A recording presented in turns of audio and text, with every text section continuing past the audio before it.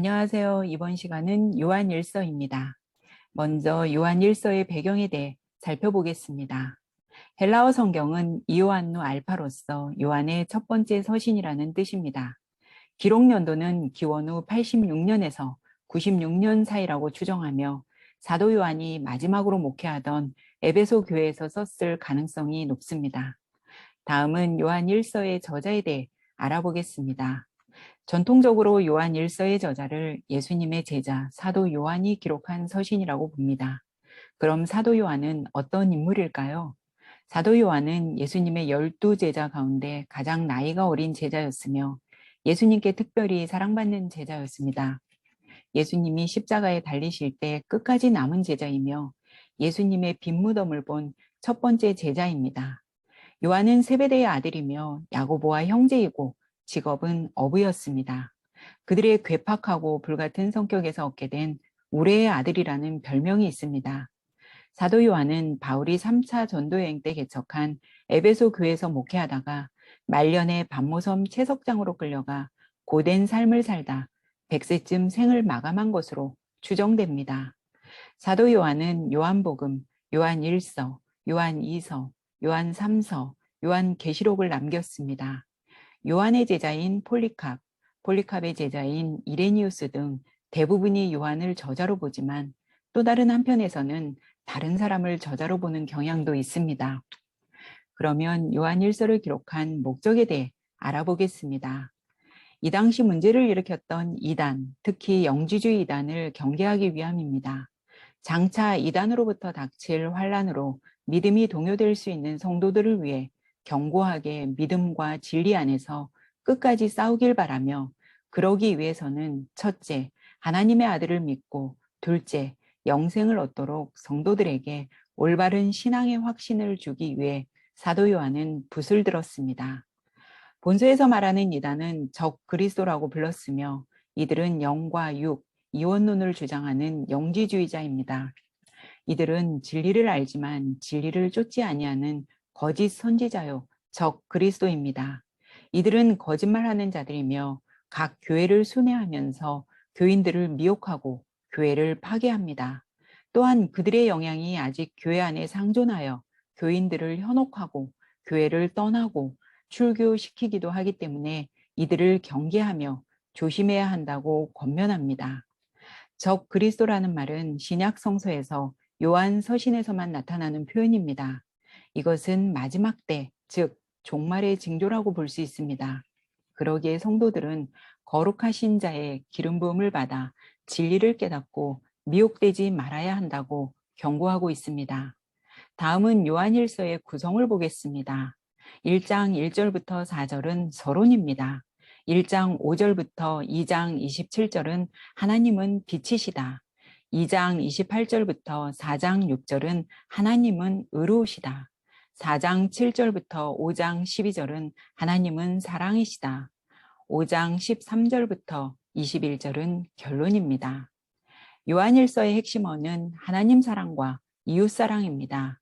요한이 본 신앙은 하나님과 사람과의 교제, 사람과 사람과의 교제라고 본 겁니다. 그 교제의 끝, 즉 완성이 사랑이라는 것이며 이것은 결국 10계명을 2계명으로 요약한 하나님 사랑, 이웃 사랑입니다. 다음은 요한 일서의 특징을 살펴보겠습니다. 요한 일서는 요한의 서신이라고 부르기는 하지만 다른 서신들과는 다르게 서신의 형태를 취하지 않는다는 특징이 있습니다.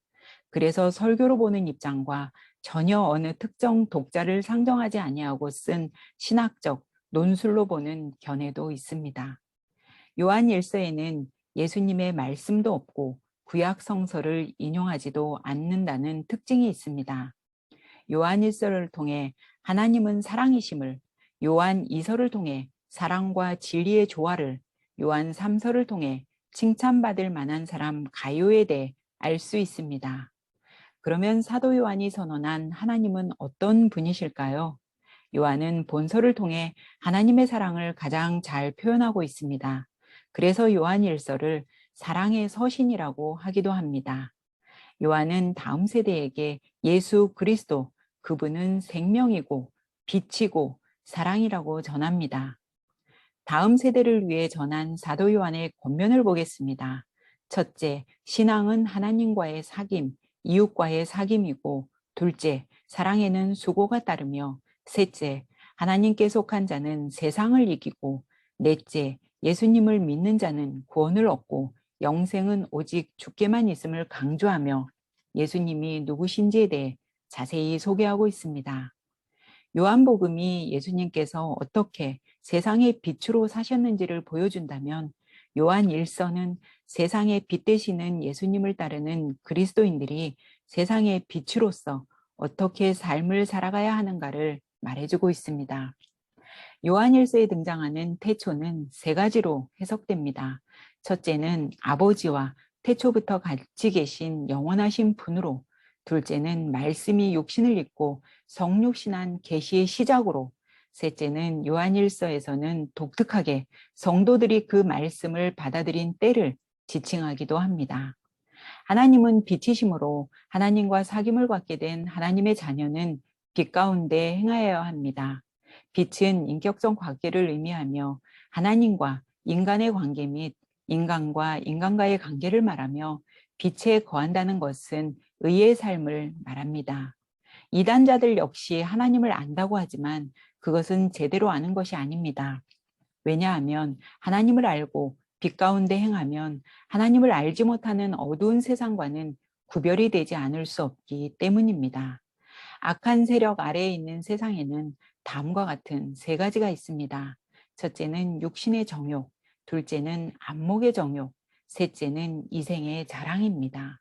참된 하나님의 자녀와 악마의 자녀를 구분하는 것은 주의 강림을 기다리는 소망으로 갈라집니다. 하나님은 의로우심으로 하나님에게서 난 자는 의를 행해야 하며 이로써 그들은 영생의 선물을 가졌고 또한 변화된 생활을 합니다. 사랑은 하나님의 고유한 본성에 속하므로 사랑하지 않는 자, 즉 반대자들은 하나님을 알지 못하는 것입니다. 하나님의 사랑이 가장 극명하게 나타난 곳은 바로 십자가 사건입니다. 사랑 안에는 두려움이 없기 때문에 미래에 있을 하나님의 심판을 두려워할 필요가 없습니다.